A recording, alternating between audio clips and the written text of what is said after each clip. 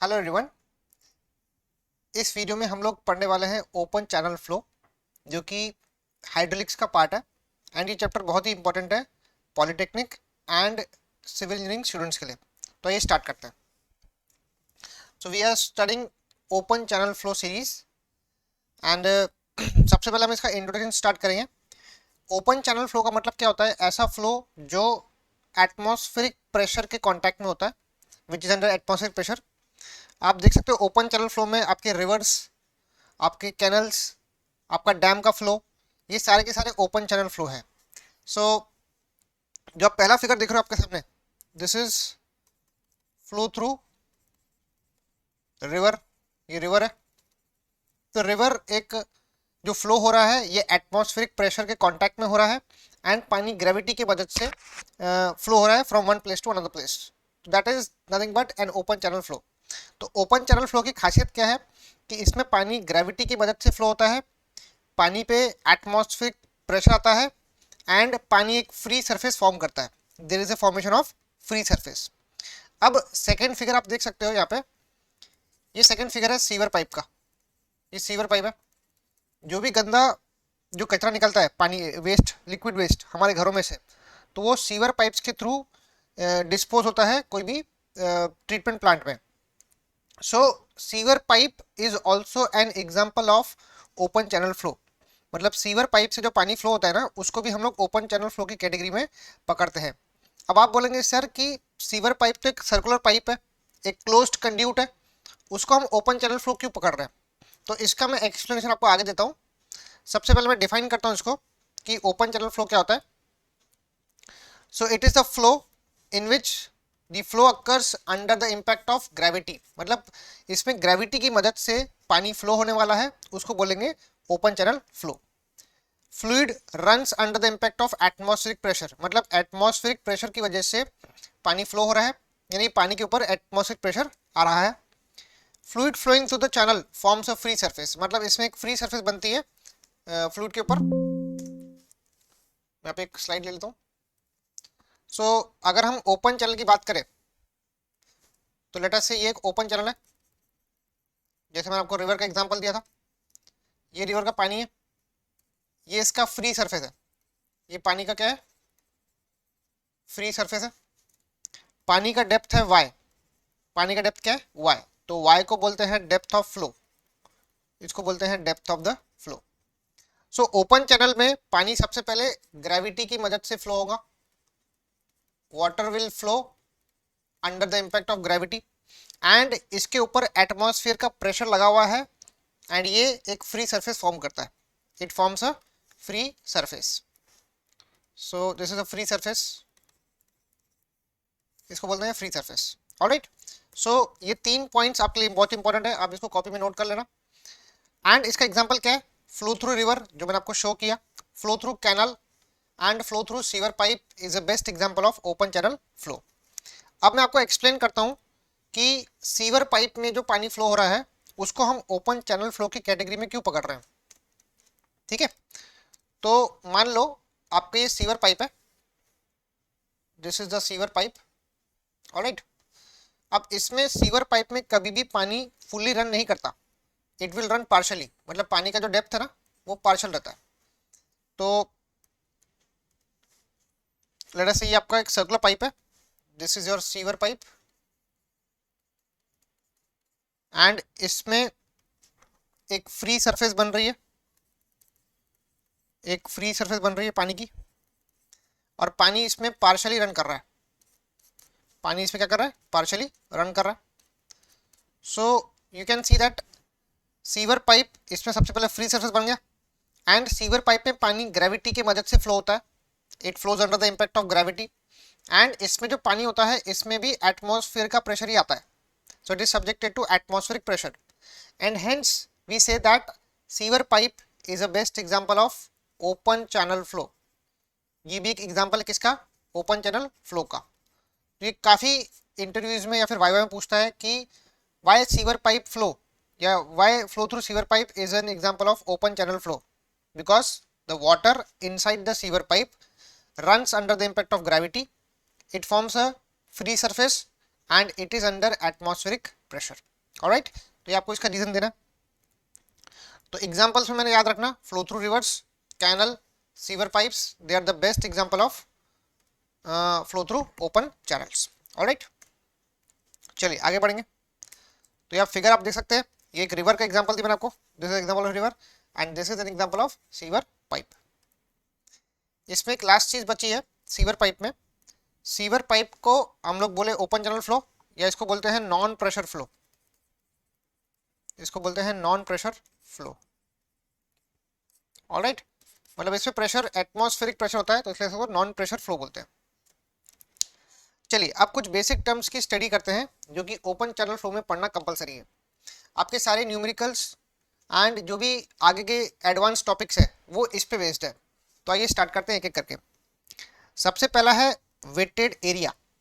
अब wetted area का मतलब क्या होता है, पहले एक लोकल लैंग्वेज में समझते हैं क्या होता है वेटेड एरिया। से ये आपका एक ओपन चैनल है, दिस इज ओपन चैनल, ये इसमें पानी है, ठीक है। पानी जब जब मैं ऐसा शो करूंगा ट्रायंगल ऊपर में, तो समझ लेना ये फ्री सरफेस है, ये क्या है, फ्री सरफेस है। अब पानी जिस चैनल से कांटेक्ट में है, तो ये मैं उसका सरफेस मार्क कर रहा हूं, ये उसका मैंने सरफेस मार्क कर लिया ऐसे। अब सो वाटर जिस एरिया के कांटेक्ट में है, तो मैंने वो चैनल को व्हाइट पेन से मार्क कर लिया। सबसे पहला टर्म है आपका वेटेड एरिया। वेटेड एरिया का मतलब क्या होता है, पानी का वो एरिया जो चैनल के कांटेक्ट में है उसको बोलते हैं वेटेड एरिया। मतलब it is the area of the channel which is wet, मतलब पानी ने जिस एरिया को गीला किया due to flowing fluid, that is water, उसको वाटर पकड़ लो। सो वेटेड एरिया उसको बोलते हैं हम लोग। So area which is wet due to flowing fluid. अब दूसरा टर्म बनता है वेटेड पेरीमीटर। वेटेड पेरीमीटर का मतलब क्या होता है, जो पानी का सरफेस है जिस चैनल के कांटेक्ट में है उसके साइड्स का सम लिया अगर मैंने, उसकी जो पूरी साइड है बाउंड्री, वो जो पेरीमीटर बन रहा है ना उसको बोलते हैं वेटेड पेरीमीटर। मतलब पानी ने जिस पर्टिकुलर सरफेस को गीला किया है जो कि इसके कांटेक्ट में है उसको बोलते हैं wetted perimeter. So it is the sum of all sides of a channel which is in contact with water, जो कि पानी के कांटेक्ट में है। तीसरा एक बेस्ट डेफिनेशन है जो आपको बहुत पूछता है एग्जाम में, बहुत इंपॉर्टेंट आपके लिए, उसका नाम है hydraulic radius. The name is hydraulic radius, इसको बोलते हैं आर। इसका डेफिनेशन क्या है, it is the ratio of wetted area to wetted perimeter. So यहाँ पे वेटेड वर्ड आना कंपलसरी है एग्जाम में, जब आप लिखते हैं ना इसका डेफिनेशन, तो वेटेड एरिया या फिर वेटेड पेरीमीटर आपको लिखना कंपलसरी है। सो हाइड्रोलिक रेडियस इसको हम बोलते हैं आर। इसका फॉर्मूला क्या है, wetted area to wetted perimeter, to wetted perimeter, इसको बोलते हैं A by P, it is A by P. तो वेटेड एरिया को ए बोला, पेरीमीटर को पी बोला, that is A by P is nothing but hydraulic radius. इसका unit बनता है मीटर, हाइड्रोलिक रेडियस को हम लोग मीटर में गिनते हैं। लास्ट एक टर्म है hydraulic depth. Hydraulic depth, it is a ratio of weighted area to the top width of the channel, to the top width of the channel। तो channel का जो टॉप विड्थ है, ये चैनल का top width है, इसको बोलते हैं टी। सो हाइड्रोलिक डेप्थ होता है इन दोनों का रेशियो, मतलब एरिया और टॉप विड्थ का। तो इसको मैं यहां लिख लेता हूं वापस से। सो नाम था हाइड्रोलिक डेप्थ, कैपिटल डी। ये होता है wetted area upon top width, तो डी होता है A by T, capital D is A by T. So इसको भी हम लोग मीटर में गिनते हैं, ठीक है। दो टर्म बहुत इंपॉर्टेंट आपके लिए, hydraulic radius that is weighted area upon wetted perimeter A by P, और हाइड्रोलिक डेप्थ होता है ए बाय टी। ऑलराइट, चलिए अब आगे बढ़ेंगे। अब ओपन चैनल फ्लो में डिस्चार्ज कैसे निकालते हैं। अब डिस्चार्ज, सबसे पहले मैं इसको बेसिक टर्म्स आपको बताता हूँ कि डिस्चार्ज का मतलब क्या होता है। एंड देन हम उसको डिस्कस करते हैं डिटेल में। देखो, डिस्चार्ज डिस्चार्ज होता है वॉल्यूम पर यूनिट टाइम, मतलब एक पर्टिकुलर चैनल में से कितना पानी फ्लो हो रहा है वॉल्यूम के टर्म में अपॉन कितने समय के लिए फ्लो हो रहा है। मान लो ये एक चैनल है आपके सामने, ठीक है। मैं बोलता हूं कि यहां से डिस्चार्ज पास हो रहा है 2 मीटर क्यूब पर सेकेंड। एक एग्जांपल लेता हूं मैं कि यहां से डिस्चार्ज कितना पास हो रहा है 2 मीटर क्यूब पर सेकेंड, मतलब 2 मीटर क्यूब वॉल्यूम का जो पानी है वो 1 सेकेंड में यहाँ से फ्लो हो रहा है, उसको बोलते हैं discharge.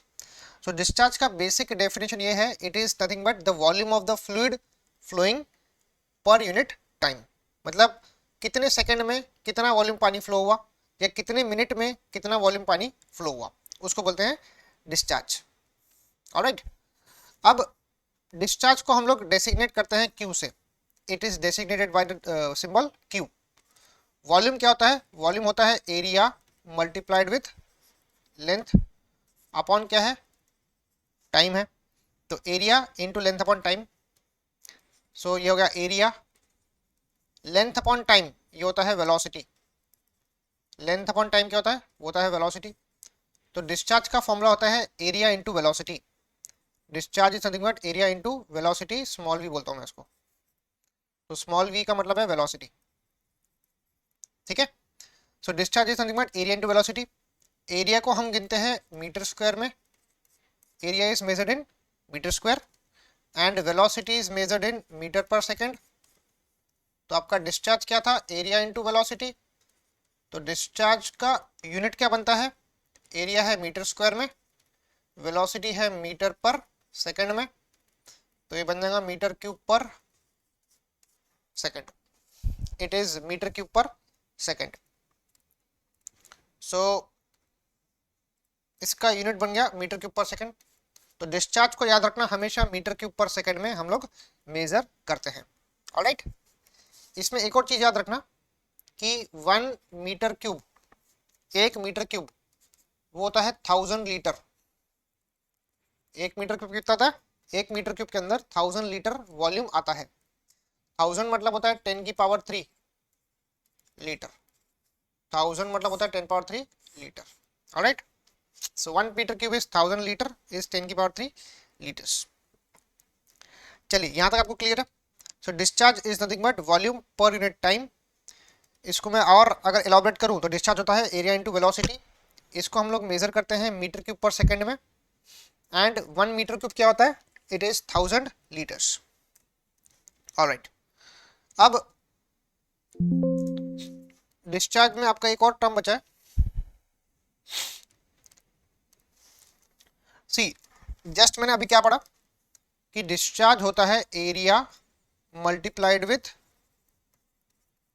Velocity, area into velocity. अब वेलोसिटी को भी निकालने का फॉर्मूला है। यहाँ पे 2 आपको फॉर्मूले में आपको लिख के देता हूँ, ये आपको याद रखना है through out the fluid mechanics, या जो भी आप सब्जेक्ट पढ़ रहे हैं हाइड्रोलिक्स, वो आपको थ्रू आउट याद रखना है। सबसे पहला है वेलोसिटी कैलकुलेशन। हमको निकालना है वेलोसिटी, वेलोसिटी कैलकुलेशन। सो पहला फॉर्मूला है बाय मैनिंग्स फॉर्मूला। सबसे पहला फॉर्मूला क्या है? Manning's formula. ये बहुत ही इंपॉर्टेंट टर्म है।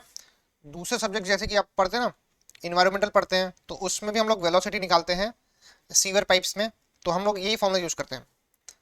तो वेलोसिटी का फॉर्मूला होता है 1/n r power 2/3 s power 1/2।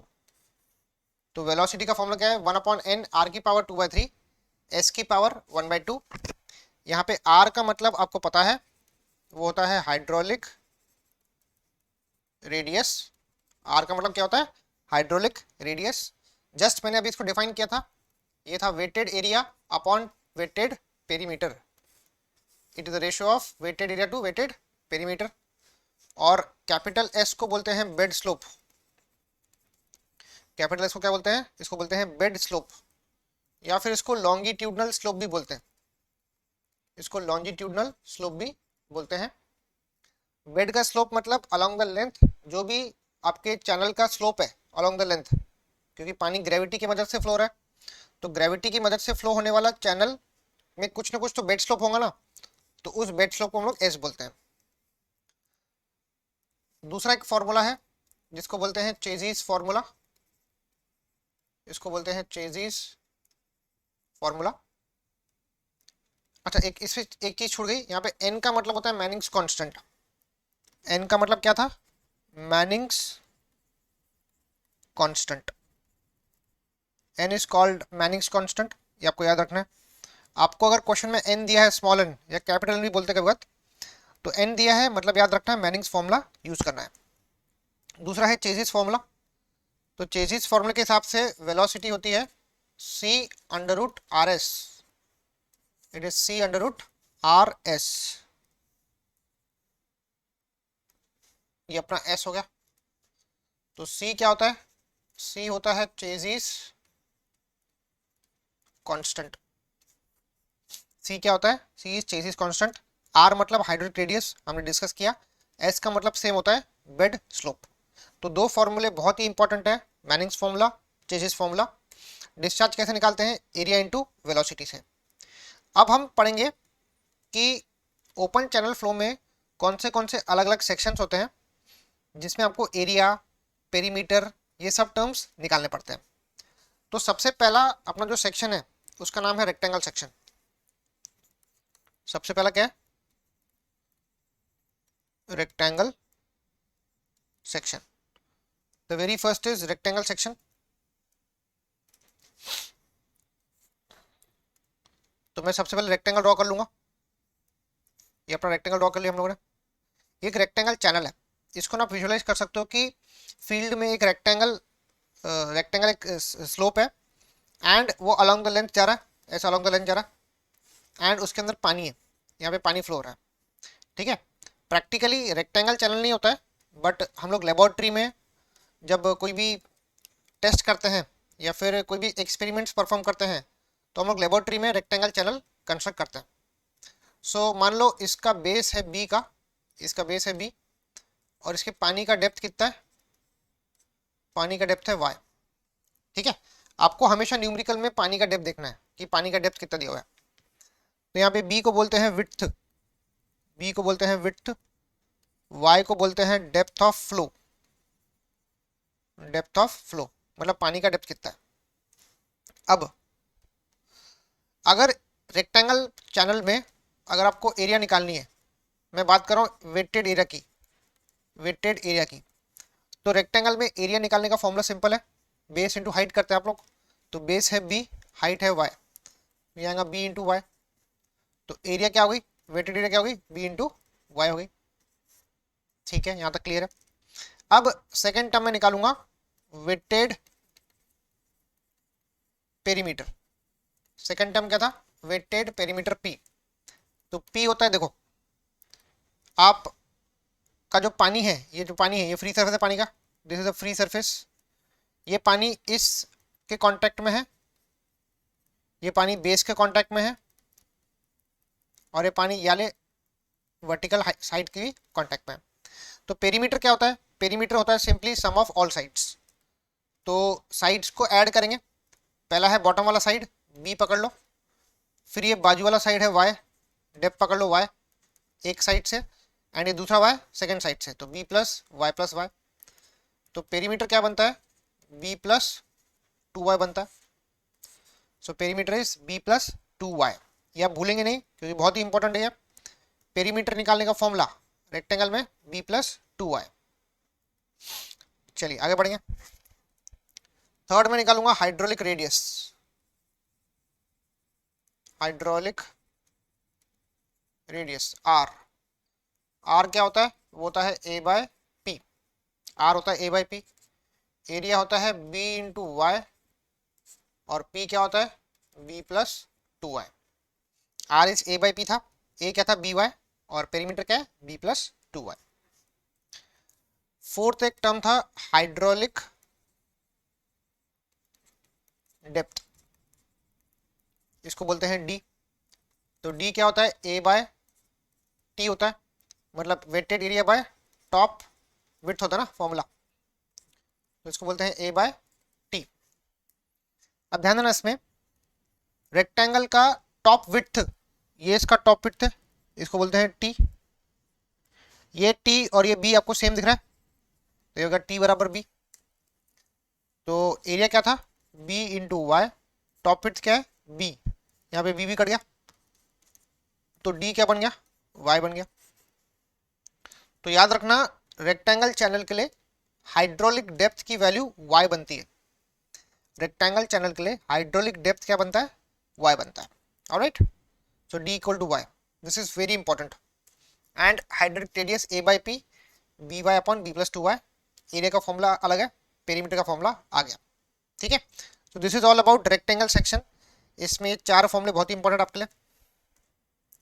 अब हम बात करेंगे सेकंड सेक्शन की, दूसरा सेक्शन जो प्रैक्टिकली आप देखते हो, इसका नाम है trapezoidal channel section. Trapezoidal channel section, अब जो भी कैनल बनता है ना, कैनल जिससे पानी ले जाया जाता है फील्ड्स में, खेती में, तो वो जो कैनल बनता है ना, वो कैनल बनता है ट्रेपेजियम शेप का। It is made up of trapezium. ठीक है, तो ट्रेपेजियम का मैं फिगर ड्रॉ कर रहा हूँ। ट्रेपेजियम में एक इंक्लाइंड साइड होती है, नीचे में बेस होता है, और यहाँ पे इंक्लाइंड साइड होती है। देखो, इसके पास ये इंक्लाइंड साइड होती है, ये बेस होता है, और ये इंक्लाइंड साइड होती है। इसका बेस कितना है, इसका बेस है बी, इसको विड्थ बोलते हैं, बेस विड्थ। और ये मान लो पानी का डेप्थ है, इसका साइड स्लोप रहेगा 1:m का। हमेशा याद रखना साइड स्लोप रहेगा, क्योंकि मैं इसका जो साइड है ऐसा इंक्लाइंड है, तो इसका साइड स्लोप बनेगा 1:m। यहाँ से भी कितना बनेगा, 1:m का बनेगा। इसको यहाँ से पैक कर दो, इसको यहाँ से पैक कर दो। बीच में पानी का डेप्थ कितना है, y है, पानी का डेप्थ है y। ऑलराइट, तो ये आपके सामने एक ट्रेपेजियम मैंने फिगर ड्रॉ किया। अब आप थोड़ा सोचना कि इस ट्रेपेजियम के अंदर कितने फिगर बन रहे हैं। इस ट्रेपेजियम के अंदर कितने फिगर बन रहे हैं। सबसे पहला एक रेक्टेंगल बन रहा है, और यहाँ पर 2 ट्रायंगल बन रहे हैं। there is 1 rectangle and 2 triangles। Okay, तो जितना बेस बी है यहाँ पर, उतना बेस यहाँ बनेगा बी। ठीक है, करेक्ट। अब यहाँ पर एक क्वेश्चन आता है कि सर इसका जो बेस है ट्रायंगल का, ये कितना आएगा, ट्रायंगल का बेस कितना आएगा। तो मैं इसके लिए आपको एक शॉर्टकट बताता हूँ।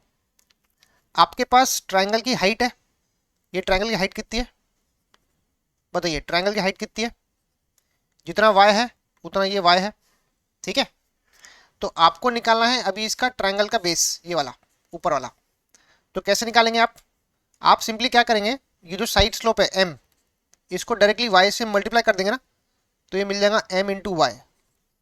ठीक है, क्या किया मैंने, ये आपका ट्रायंगल था ऐसा, ये आपका ट्रायंगल था, ये y था, और साइड स्लोप कितना 1:m है ना।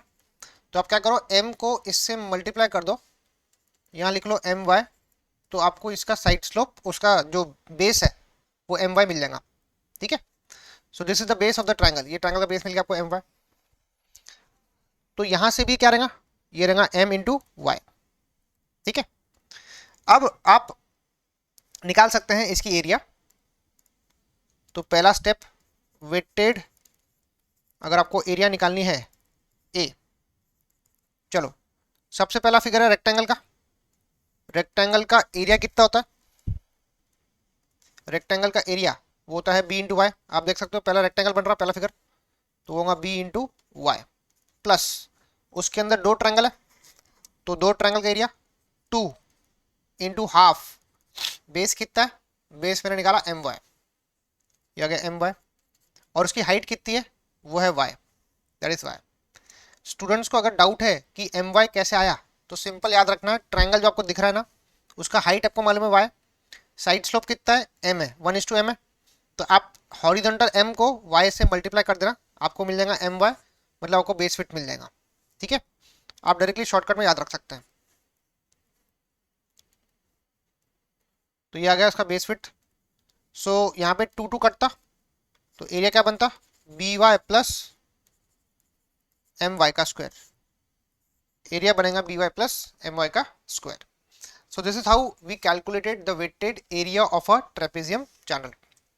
All right.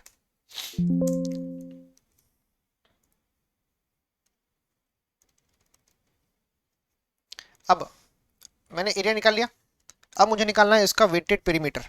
I want to find the wetted perimeter. Wetted perimeter P बोलते हैं इसको. तो पी कैसे निकालते हैं देखो. अगर आप ध्यान से देखोगे ना उसको, ट्रेपेजियम को, तो ट्रेपेजियम में ये इसका बेस बना बी. ठीक है. पानी कांटेक्ट में किसके किसके हैं? पानी इसके कांटेक्ट में है, पानी बेस के कांटेक्ट में है, और पानी डेप्थ के कांटेक्ट में है. ठीक है. तो आप बेस बी पकड़ेंगे और इसको मैं बोलता हूं आई. आई का मतलब होता है इंक्लाइन साइड. तो पानी इंक्लाइन साइड के कांटेक्ट में है प्लस बेस के कांटेक्ट में. तो पेरीमीटर क्या बनेगा? Perimeter will be base B plus 2 बार इंक्लाइन साइड के वो कांटेक्ट में है. यहां आप देख लो, यहां पर इसको हम आई बोले हैं, इसको हमने आई बोला है. तो बेस के कांटेक्ट में है और 2 बार इंक्लाइन साइड के कांटेक्ट में है पानी. तो पेरीमीटर क्या बनेगा? बी प्लस 2 आई. अब रही बात आई कैसे निकालना, तो वो देखते हैं अभी. How to find value of I. अब जो आई है वो ट्रायंगल का पार्ट है. It is the part of triangle like this. ये साइड है y, ये है एम वाई, और इंक्लाइन साइड क्या बनेगा? आई बनेगा. ये है 90 डिग्री. This is 90 degree. अब आपको आई निकालना है. तो आई कैसे निकालेंगे? आप यहाँ पर पाइथागोरस थ्योरम का यूज करेंगे. सो पाइथागोरस थ्योरम क्या होता है? एक साइड का स्क्वायर, एक साइड क्या y है तो y का स्क्वायर ले लो, प्लस दूसरी साइड का स्क्वायर, ये दूसरी साइड है, उसका स्क्वायर करो तो M square Y square equal to hypotenuse का स्क्वायर. 90 का अपोजिट है हाइपोटेनियस, तो बनेगा आई का स्क्वायर. सो यहाँ पर वाई स्क्वायर कॉमन निकला, 1 प्लस एम का स्क्वायर इक्वल टू आई का स्क्वायर. तो आई क्या बनता है? यहाँ से अगर मैं स्क्वायर हटाऊंगा तो रूट लगाना पड़ेगा. यहाँ पे y का स्क्वायर है तो y लिखो, under root of 1 plus M square कर दो. तो आई क्या बना? मैं फिर से बताता हूँ ये स्टेप. देखो आई का स्क्वायर कितना बना? आई का स्क्वायर बना है y का स्क्वायर 1 प्लस एम का स्क्वायर. तो अगर आपको आई निकालना है, ये स्क्वायर हटाना है, तो इसका भी स्क्वायर हट जाएगा, y हो जाएगा. ये बनेगा अंडर रूट 1 प्लस एम का square. So this is how we got the value of I. ये आपको मिल गया आई. ठीक है. तो अब आप पेरीमीटर निकाल लेंगे. तो पेरीमीटर क्या होता है? B plus 2 I. तो आई कितना है? y under root 1 plus M का स्क्वायर. तो पेरीमीटर आ गया आपका b plus 2y under root 1 plus M का स्क्वायर. ध्यान रखना है यहाँ पे m का मतलब होता है साइड स्लोप. m का मतलब क्या होता है? Side slope. ठीक है. So this is how we calculated area and wetted perimeter. अब तीसरे स्टेप में मैं निकालूंगा हाइड्रोलिक रेडियस r. तो r होता है a बाई पी, एरिया होता है B Y plus M Y का स्क्वायर, पेरीमीटर होता है B plus 2y under root 1 plus M का स्क्वायर. क्या आर का फॉर्मूला? बस मैंने वैल्यूज पुट किया ए की और पी की. एरिया है B Y plus M Y का स्क्वायर, पेरीमीटर है B plus 2y under root 1 plus M square. आपको ये फॉर्मूला बाय डिफॉल्ट याद रखना ही है क्योंकि हर न्यूमेरिकल में ये फॉर्मूला लगने वाला है. चौथा निकालना आपको hydraulic depth. Hydraulic depth D. D होता है ए बाई टी, एरिया होती है B Y plus M Y का स्क्वायर. टी, टी का मतलब है top width.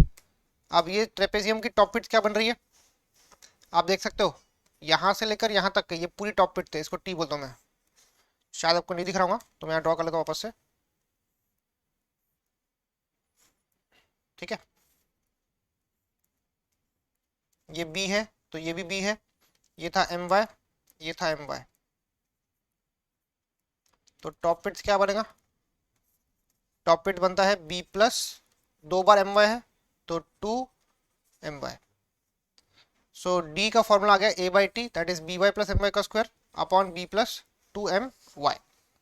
So this is how we calculated the four parameters: area, perimeter, radius and hydraulic depth. ठीक है, ये चारों फॉर्मूले बहुत इंपॉर्टेंट है ट्रेपेजियम के लिए, चारों फॉर्मूले रेक्टेंगल के लिए बहुत इंपॉर्टेंट है। ठीक है, चलो अब एक लास्ट बचा अपना triangle section. We are left with triangle section. Next is triangle section. अब ट्रायंगल सेक्शन कैसा होता है? ये ट्रायंगल ऐसा होता है, ठीक है, इसका बेस नहीं है, यहाँ पर पानी फ्लो रहा है, पानी का डेप्थ कितना है?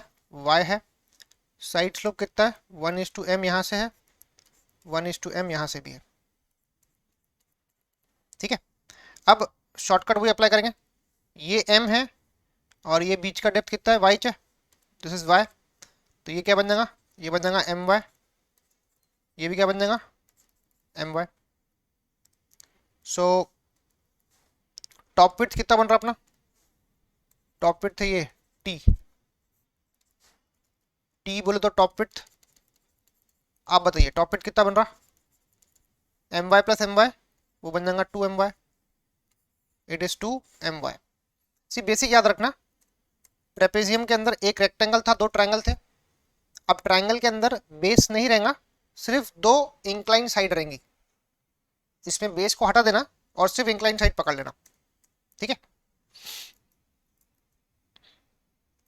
चलिए अब निकालेंगे एरिया। एरिया का फॉर्मूला होता है ट्रायंगल के लिए, अब यहाँ पे दो ट्रायंगल दिख रहा है आपको, तो 2 इंटू हाफ, बेस कितना है? my, हाइट कितना है? y, तो 2 कटा, एरिया बन गया my का होल स्क्वायर, एरिया बन गया my का स्क्वायर। सेकंड आप निकाल लो wetted perimeter, wetted perimeter p। Wetted perimeter p कैसे निकालेंगे? चलो पेरीमीटर p निकालना,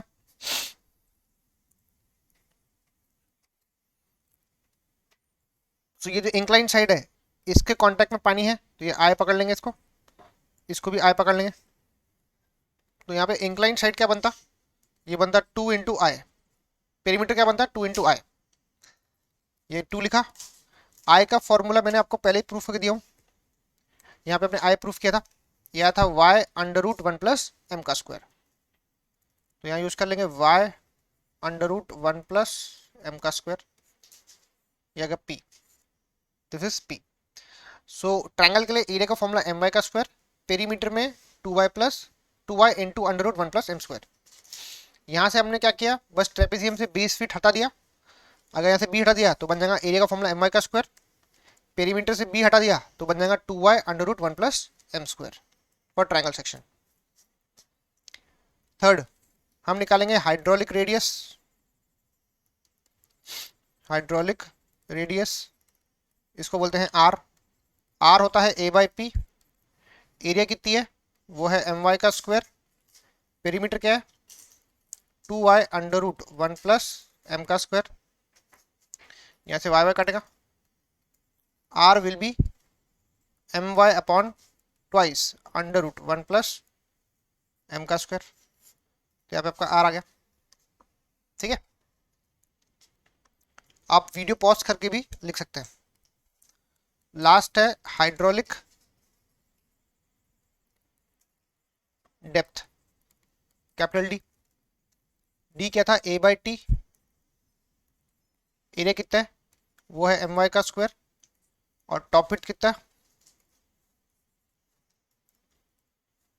एरिया है my का स्क्वायर, टॉप विड्थ कितना है? 2my, यहाँ से mm कटा, y कट गया, तो d क्या बना?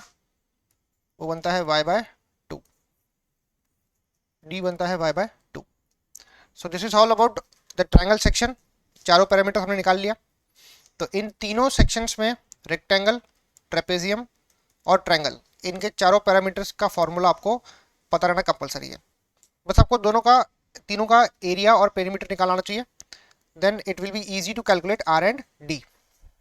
ठीक है, चलिए, तो this is all about the sections. हमने तीनों सेक्शंस की एरिया निकाल ली। फटाफट एक बार मैं रिवाइज करा देता हूँ कि हमने क्या क्या पढ़ लिया अब तक है। तो रेक्टेंगल सेक्शन की एरिया निकालने का फॉर्मूला क्या था? Area is B Y. उसके पेरीमीटर निकालने का फॉर्मूला क्या है? B plus 2y। इसको डाल दो बॉक्स में ऐसा। फिर ट्रेपेजॉइडल सेक्शन का एरिया निकालने का फॉर्मूला क्या था? B Y plus M Y का स्क्वायर। पेरीमीटर निकालने का फॉर्मूला क्या था? B plus 2y under root 1 plus M का स्क्वायर। ये अगर ट्रेपेजियम के लिए। सिमिलरली ट्राइंगल सेक्शन के लिए क्या था? पर ट्राइंगल सेक्शन एरिया होती है एम वाई का स्क्वायर और पेरीमीटर क्या होता है? 2y under root 1 plus M का स्क्वायर। बाकी टर्म्स r और d तो आप सिंपली निकाल सकते हो। r क्या था? a बाई पी और d क्या था? a by T. तो ये हमने अब तक के पढ़ लिया बेसिक्स ऑफ चैनल सेक्शंस की एरियाज और पेरीमीटर कैसे निकालते हैं। ठीक है, so we have studied up till, हमने सबसे पहले देखा कि ओपन चैनल क्या होता है। फिर हमने देखा कि बेसिक टर्म्स क्या है? Wetted area, wetted perimeter, hydraulic radius, hydraulic depth. And then हम लोगों ने डिस्चार्ज कैलकुलेशन देखा। डिस्चार्ज निकालने का फॉर्मूला है एरिया इंटू वेलोसिटी। वेलोसिटी के निकालने के दो फॉर्मूले, पहला है मैनिंग्स फॉर्मूला, दूसरा है चेसिस का फॉर्मूला। यहाँ पे एन और सी क्या था? एन और सी था, सी मतलब चेसिस कांस्टेंट, एन मतलब मैनिंग्स कांस्टेंट। एंड ये फिर स्टैंडर्ड फॉर्मूले देख लिया हम लोगों ने। ठीक है, अब हम आगे बढ़ेंगे। जो नेक्स्ट इसका टॉपिक है जिसका नाम है most economical channel section. The name of topic is most economical channel section. अब आपने तीन चैनल्स के बारे में पढ़ा, रेक्टेंगल, ट्रायंगल, ट्रेपेजियम। इन सेक्शंस में से हमको बताना है कि सेक्शंस को डिजाइन करते वक्त कौन सा चैनल सेक्शन ज्यादा इकोनॉमिकल है। ज्यादा इकोनॉमिकल मतलब इसमें कॉस्ट आपको मिनिमम लगना चाहिए, मतलब ड्यूरिंग द कंस्ट्रक्शन आपको कॉस्ट क्या लगना चाहिए? It must be minimum. And वो वहां से मैक्सिमम डिस्चार्ज को ले जाना चाहिए, it must carry maximum discharge. तो पहले हम लोग रीड करते हैं कि मोस्ट इकोनॉमिकल सेक्शन का मतलब क्या होता है। तो मोस्ट इकोनॉमिकल सेक्शन का मतलब ये होता है the channel section which carries maximum discharge. ऐसा सेक्शन जो ज्यादा से ज्यादा डिस्चार्ज को ले जा सके अपने चैनल से for the given cross sectional area, मतलब जो भी एरिया हो उसके लिए वो मैक्सिमम डिस्चार्ज कैरी करे, जो भी बेड स्लोप हो एंड रफनेस कोएफिशिएंट हो। सो ऐसा चैनल जो मैक्सिमम डिस्चार्ज कैरी करेगा एक गिवन एरिया के लिए, एक गिवन बेड स्लोप के लिए, या रफनेस कांस्टेंट के लिए। Most efficient section correspond to minimum cost of lining. अब लाइनिंग का मतलब क्या होता है मैं आपको प्रैक्टिकली दिखाता हूं।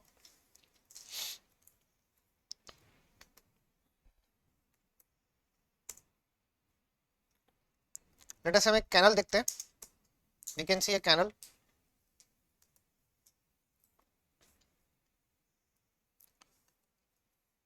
तो ये एक कैनल है, मैं इसका फोटो डाउनलोड कर लेता हूं।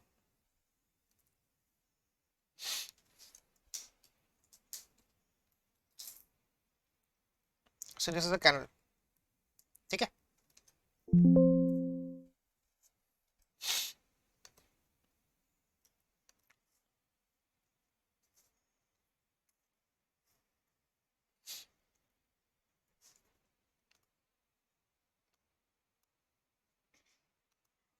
अब ध्यान देना, ये आपके सामने कैनल है। कैनल मतलब एक ऐसा मीडियम है जिसके थ्रू हम लोग पानी को ले जा सकते हैं एक पॉइंट से दूसरे पॉइंट, ताकि हम लोग प्रॉपर इरिगेशन कर सकें। तो ये आपके सामने एक कैनल है, एक ट्रेपेजियम शेप का कैनल है। तो मैंने जो टर्म यहाँ पे यूज किया था most efficient section correspond to minimum cost of lining of concrete, मतलब जब मैं ट्रेपेजियम सेक्शन बना रहा हूँ, ऐसा एक ट्रेपेजियम कैनल बना रहा हूँ ऐसी वाली, तो यहाँ पर मेरे को कंक्रीटिंग करनी पड़ेगी। आप देख सकते हो यहाँ पे इसने कंक्रीटिंग किया ना पूरा, ये कंक्रीट है, ये भी पूरा कंक्रीट है, इसके बेस में पूरा कंक्रीट किया हुआ है। तो अगर मैंने कम से कम कंक्रीटिंग की लाइनिंग रखा, मतलब इसका अगर मैंने पेरीमीटर कम कर दिया, पेरीमीटर को मिनिमाइज कर दिया, तो मुझे खर्चा कम आएगा। तो कंडीशन क्या लिखी है, most efficient section correspond to minimum cost of lining, मतलब कंक्रीटिंग करते वक्त आपको खर्चा कम आना चाहिए। For which wetted perimeter must be minimum, इसके लिए क्या होना चाहिए आपको, पेरीमीटर कम से कम रहना चाहिए and discharge must be maximum. आपको दो कंडीशन याद रखनी है कि आपको कॉस्ट को कम रखना है। कॉस्ट आप कैसे कम रख सकते हैं, अगर आप पेरीमीटर को मिनिमम करेंगे। If you minimise perimeter then the cost will automatically reduce, पर उसके साथ साथ आपको डिस्चार्ज भी मैक्सिमम चाहिए, यू वांट मैक्सिमम डिस्चार्ज। तो मोस्ट इकोनॉमिकल सेक्शन का मतलब ये होता है कि ऐसा सेक्शन जो ज्यादा से ज्यादा डिस्चार्ज को कैरी कर सके, जिसको बनाने में कम खर्चा आए, एंड कॉस्ट ऑफ जो कंक्रीटिंग है, जो आप कंक्रीटिंग कर रहे हो पेरीमीटर में, उसका खर्चा कम आने को ना, और डिस्चार्ज मैक्सिमम आने को ना। सो टेक्निकल लैंग्वेज में बोलते हैं मैक्सिमम डिस्चार्ज लाए और मिनिमम पेरीमीटर रहना चाहिए, उसी को हम बोलेंगे मोस्ट इकोनॉमिकल सेक्शन। तो आई होप आपको ये डेफिनेशन क्लियर हो गई है। So this is one of the practical example of a canal. ये आपके सामने कैनल है, ये पूरी की पूरी कंक्रीटिंग की हुई है, ये कंक्रीट कैनल है। तो जब मैं कंक्रीटिंग करता हूँ ना कैनल्स में, तो उसको बोलते हैं lining, we call it lining. तो लाइनिंग का पेरीमीटर जितना कम रहेगा उतना खर्चा कम आएगा, बट उसके साथ साथ आपको याद रखना है ये जो डिस्चार्ज है, पानी है, मैक्सिमम डिस्चार्ज ये कैनल कैरी करने को होना, ठीक है। That is called as most efficient और मोस्ट इकोनॉमिकल सेक्शन। ऑलराइट, तो ये दोनों जो पॉइंट्स मैंने लिखे हैं ये आपके एग्जाम पॉइंट ऑफ व्यू से बहुत ही इंपॉर्टेंट है। आपको क्वेश्चन पूछता है कि define most economical channel section, तो आपको डिफाइन करना है कि ऐसा सेक्शन जो मैक्सिमम डिस्चार्ज कैरी करे for a given area, given bed slope and roughness coefficient. Most efficient section किसको करस्पॉन्ड करता है, जिसमें cost of lining of concrete is minimum, weighted perimeter should be minimum and discharge must be maximum. Alright, चलिए आगे बढ़ेंगे। Next, अब इसका question number 1 solve करते हैं हम लोग based on most economical rectangle section. Question क्या बोला है, derive the condition for most economical rectangle section. अब पॉलिटेक्निक स्टूडेंट्स अगर ये वीडियो देख रहे हैं तो आपको इसका डेरिवेशन नहीं पढ़ना है, आपको सिर्फ इसकी कंडीशन याद रखनी है। बाकी बी स्टूडेंट्स को इसका डेरिवेशन पूछता है हर एग्जाम में, ठीक है। चलिए स्टार्ट करेंगे। सो क्या बोला उसने, derive the condition of most economical rectangle section. तो सबसे पहले मैं एक रेक्टेंगल सेक्शन ड्रॉ कर लेता हूं। इसका बेस कितना है, इसका बेस है बी, इसका डेप्थ कितना है, डेप्थ है वाई। सो यहां पर एरिया हम बात करेंगे पहले वेटेड एरिया की। स्टेप नंबर 1 हम लोग निकालेंगे वेटेड एरिया, जिसको हम बोलते हैं ए। एरिया का फॉर्मूला होता है B into Y, area is nothing but B into Y. तो यहां से बी निकल जाएगा, B will be A by Y, B क्या बनेगा, ए बाय वाई बनेगा। सेकेंड स्टेप, अब हम निकालेंगे वेटेड पेरीमीटर, इसको बोलते हैं पी। पेरीमीटर का फॉर्मूला क्या था, बी प्लस 2i। पेरीमीटर का फॉर्मूला क्या था, b प्लस 2i। तो b क्या बना, b आपका था a बाय वाई, तो यहां लिखता हूं मैं a bye Y plus 2i लिखा मैंने। देयरफॉर p बराबर a, y नीचे में है, अगर मैं y को ऊपर ले आऊं तो ये बनेगा y का इनवर्स। अगर y नीचे में है ना, तो अगर मैं उसको ऊपर ले आऊं तो बन जाएगा y का इनवर्स। मैं पहले बता रहा हूं पॉलिटेक्निक स्टूडेंट्स को इसका डेरिवेशन नहीं पढ़ना है, आपको सिर्फ इसका फाइनल आउटपुट याद रखना है। एंड बीई स्टूडेंट्स के लिए डेरिवेशन पढ़ना कंपलसरी है, ठीक है। तो a into Y inverse plus 2y, ये अगर p का फॉर्मूला, तो p क्या बन गया, a into Y inverse plus 2y। अब मैंने क्या बोला था कि मोस्ट इकोनॉमिकल रेक्टेंगल सेक्शन कौन सा सेक्शन होता है, ऐसा सेक्शन जो आपको maximum discharge they but perimeter shall be minimum. आपको पेरीमीटर क्या चाहिए, आपको पेरीमीटर चाहिए minimum. Alright, so you need minimum perimeter and maximum discharge. वो कैसे निकालेंगे, देखो, for most economical section, for most economical section, discharge must be maximum, discharge must be maximum and perimeter must be minimum। आपको perimeter को minimum रखना है, perimeter must be minimum. तो perimeter को मिनिमाइज करने के लिए मैथमेटिकली हम लोग क्या करते हैं, जैसे आपका पेरीमीटर का इक्वेशन है ना, आप क्या करो, डिफरेंशिएट कर लो, डिफरेंशिएट पी, पेरीमीटर को आप डिफरेंशिएट करो विथ रिस्पेक्ट टू वाई, आप उसको वाई के रिस्पेक्ट में डिफरेंशिएट कर लो and equate it to zero, उसको जीरो से इक्वेट कर दो।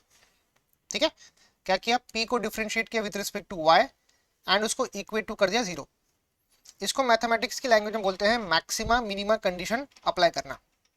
मतलब किसी भी वेरिएबल को डिफरेंशिएट करना, सॉरी किसी भी एक टर्म को डिफरेंशिएट करना विद रिस्पेक्ट टू वेरिएबल, यहाँ पे वाई वेरिएबल है एंड उसको इक्वेट टू जीरो कर देना, तो इसको बोलते हैं मैक्सिमा मिनिमा कंडीशन।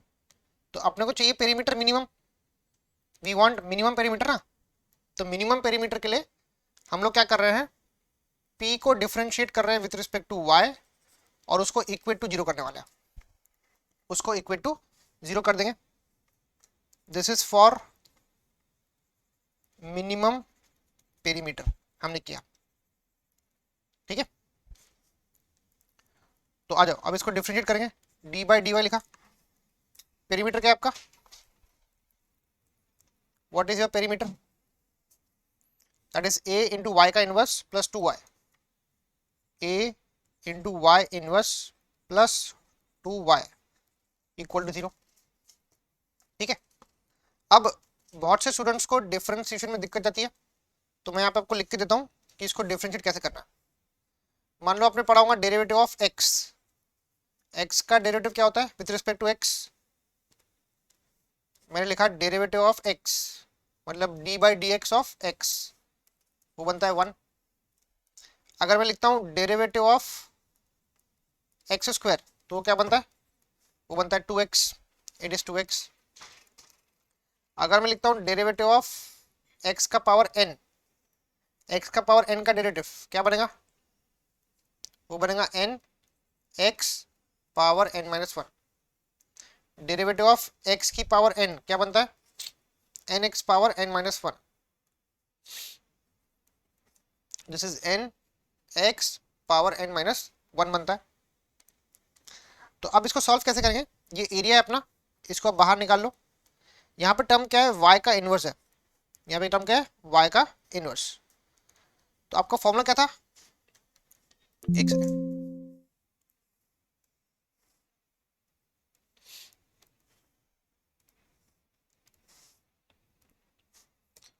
चलो आपका फॉर्मूला क्या था, N X power n minus 1, यहाँ पे n कितना है, यहाँ पे n है -1, तो यहाँ लिखा मैंने -1, यहाँ पे लिखा x, तो x यहाँ पे क्या है, x के बदले यहाँ पे y है, तो यहाँ पे लिखा y, पावर n माइनस 1 है, तो यहाँ पे n है -1 और एक बार -1 लगा लो, तो ये आ गया इसका डेरिवेटिव, प्लस 2 तो कांस्टेंट टर्म है, y का derivative with respect to y, जैसे यहाँ क्या था x का derivative with respect to x वो बनता है 1, तो y का derivative with respect to y क्या बनेगा, वो भी 1 ही बनेगा, this is 1, that must be equal to 0।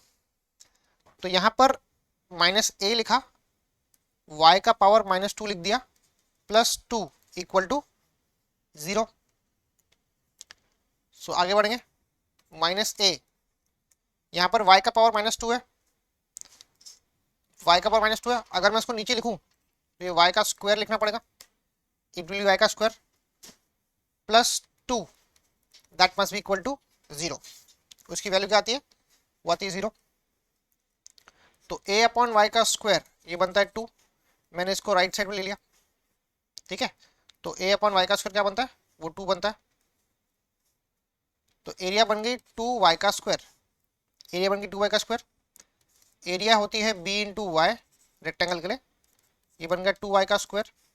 यहाँ पे वाई वाई कट गया तो b क्या बन गया, b बन गया 2y। तो ये सबसे पहली कंडीशन है मोस्ट इकोनॉमिकल रेक्टेंगल सेक्शन की, कि जिसमें मैंने प्रूफ किया b बराबर 2y बनने को होना।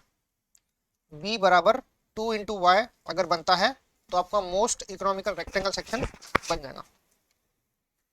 तो यहाँ से y क्या आता है, y आता है b/2, y will be b/2।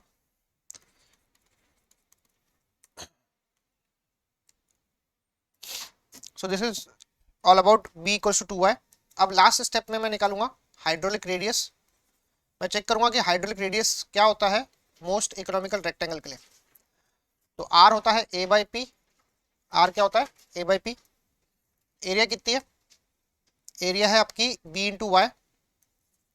Perimeter क्या होता है b प्लस 2y। ये आपका ओरिजिनल फॉर्मूला हो गया। अब आप b के बदले क्या पुट कर सकते हो, आप b के बदले 2y पुट कर सकते हो। तो यहाँ लिखो 2y into Y upon b क्या है 2y प्लस 2y। ये हो जाएगा 2y का square upon 2y plus 2y, ये बन जाएगा 4y। तो r बराबर वाई वाई कट गया, 1 टाइम 2 टाइम, तो r क्या बनता है y/2 बनता है। सो हाइड्रोलिक रेडियस क्या बनता है मोस्ट इकोनॉमिकल सेक्शन के लिए, वो बनता है y/2। So this is condition number 1 and this is second condition for most economical rectangle section. So we have completed the first derivation, that is most economical rectangle section के जो conditions है r equal to y/2 proof किया मैंने and b equal to 2y proof किया। तो आपको सिर्फ conditions याद रखनी है, सॉरी आपको न्यूमेरिकल्स पॉइंट ऑफ व्यू से for most economical rectangle section b क्या बनता है 2y बनता है, ये आपको याद रखना सबसे पहले। सेकंड आपको याद रखना है r बराबर y/2 बनता है। This is the second condition. Polytechnic students को सिर्फ ये दो चीज याद रखनी है, बाकी आपको डेरिवेशन नहीं पढ़ना है, ठीक है। So this is the condition for most economical rectangle section, conditions for most economical rectangle section. So I hope ये आपको डेरिवेशन क्लियर हुआ होगा कि हमने मोस्ट इकोनॉमिकल रेक्टेंगल सेक्शन कैसे वर्कआउट किया, ठीक है। अब आगे बढ़ते हैं, derive the condition of most economical trapezoidal section. ये हम लोग आपको प्रूफ करना है। ये भी बहुत सिंपल डेरिवेशन है।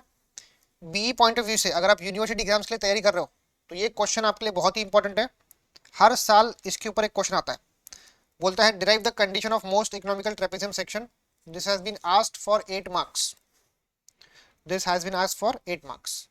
या कई बार बोलता है show that for most economical trapezoidal section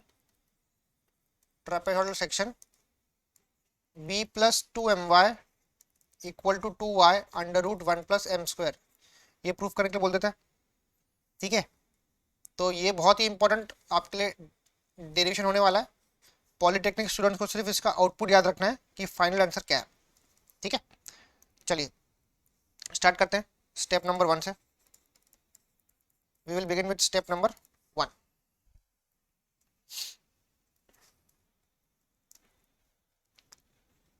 step 1 आप निकालेंगे सबसे पहले वेटेड एरिया, इसको बोलते हैं ए। ट्रेपेजियम के लिए वेटेड एरिया निकालने का फॉर्मूला मैंने पहले ही प्रूफ कर लिया, अभी हम लोग डायरेक्टली पढ़ लेंगे। पहले मैं एक फिगर ड्रॉ कर लेता हूँ ट्रेपेजियम का। ये ट्रेपेजियम आपका,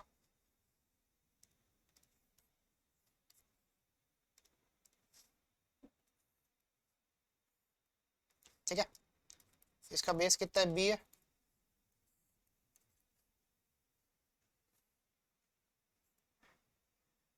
इसका साइड स्लोप है 1:m का, ठीक है। तो एरिया निकालने का फॉर्मूला क्या था, वो था by प्लस my का square. The formula for area was by plus my का square for a for a trapezium section. अब यहाँ से आप लोग बी निकाल लो, तो यहाँ लिखूंगा मैंने ए एम वाई स्क्वायर को लेफ्ट में ले जाओ, तो माइनस एम वाई का square equal to B Y. अब इस y को इनके नीचे ले जाओ, तो a अपॉन वाई लिखा, माइनस एम वाई का स्क्वायर अपॉन वाई लिखा, इक्वल टू b लिखा।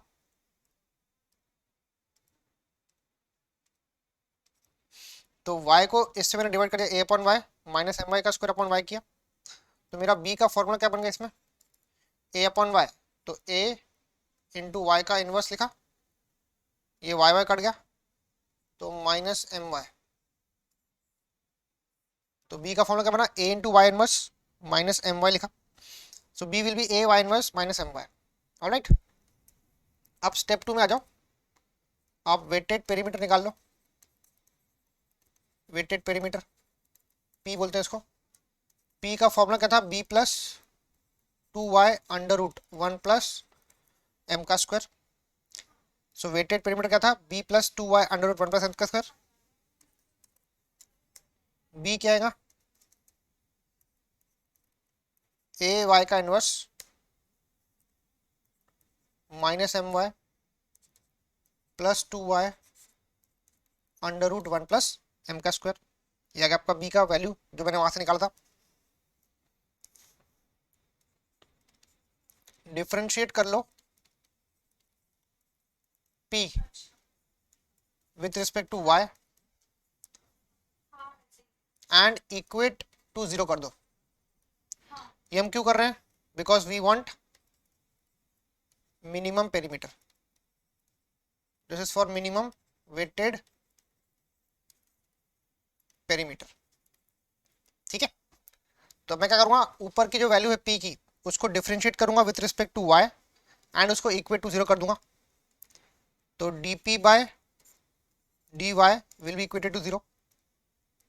चलो, d बाय dy पेरीमीटर क्या है मेरा, वो है a y का inverse minus M Y plus 2y under root 1 plus m का स्क्वायर इक्वल टू 0।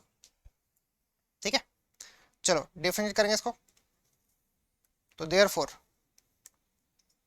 a को आप बाहर निकाल लो, इसको आप बाहर निकाल लेंगे, तो a को मैंने बाहर निकाल लिया।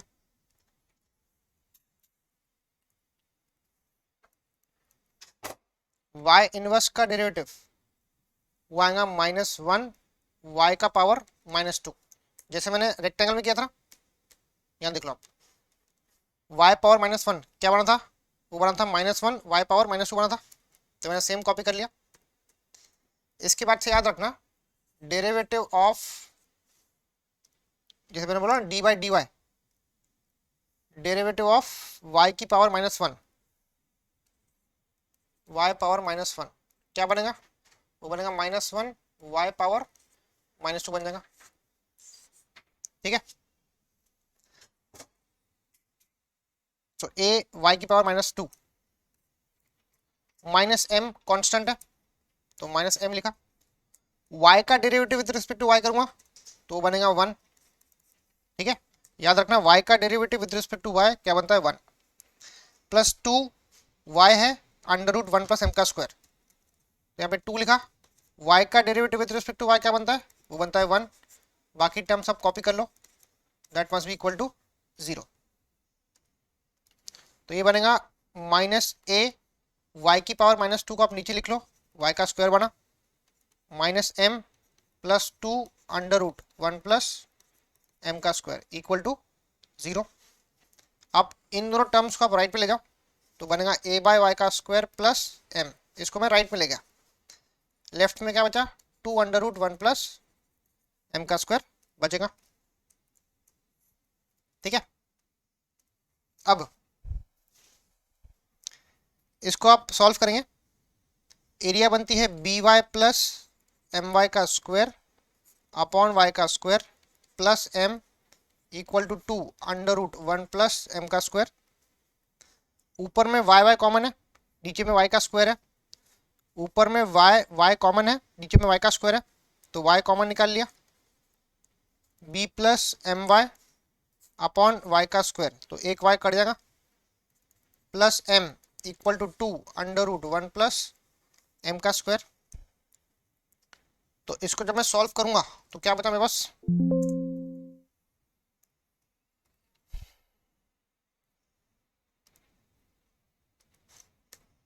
सो b plus M y upon y बचा ना, it is B plus M y upon y plus m equal to 2 under root 1 plus M का square.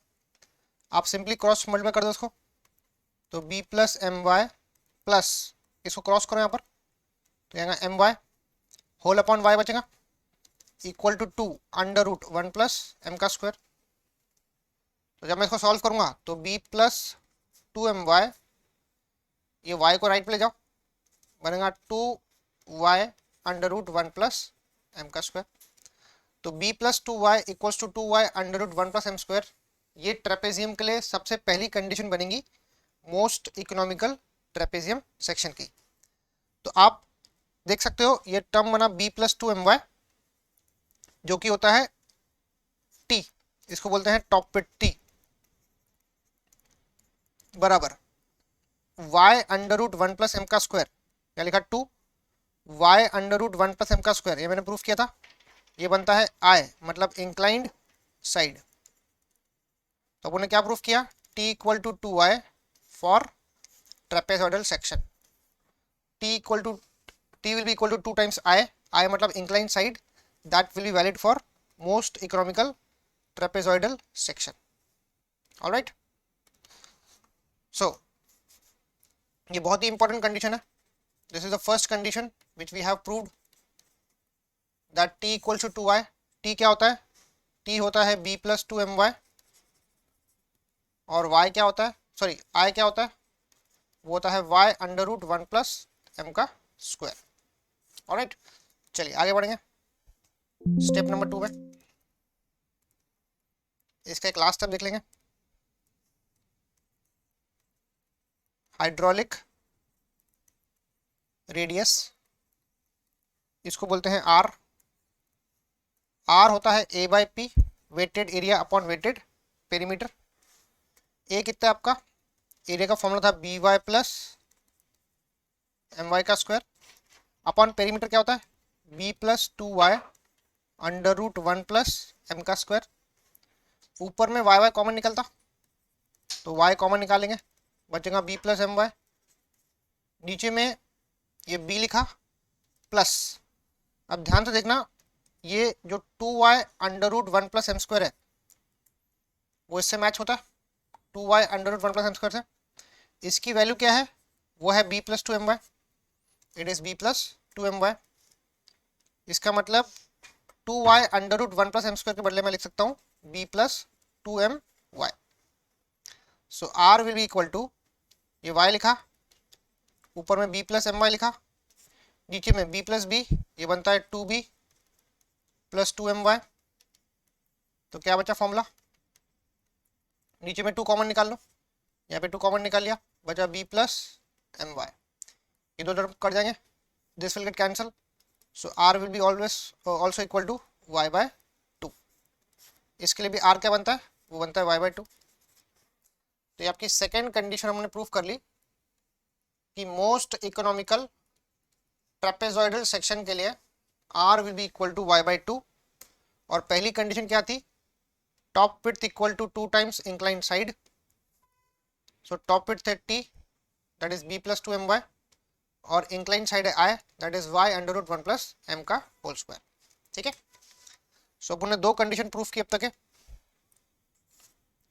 2 conditions have been proved. पहली कंडीशन क्या थी, t equal to 2y, t बनता है b plus 2my बराबर 2y under root 1 plus m का square. दूसरा है r equals to y by 2, ये पहली कंडीशन। ये second condition, these are the condition for most economical trapezoidal section। ठीक है, these are the condition for most economical trapezium section। तो trapezium में ये 2 कंडीशन और रेक्टेंगल की ये 2 कंडीशंस बहुत ही इंपॉर्टेंट है आपके न्यूमेरिकल पॉइंट ऑफ व्यू से। ठीक है, हमारा एक लास्ट रिलेशन बाकी है जिसको कि हम लोग नेक्स्ट वीडियो में देखने वाले हैं, क्योंकि ये वीडियो काफ़ी लंबी बन चुकी है। So we will see this last derivation in next lecture, and we will begin with numericals. All right, thank you so much.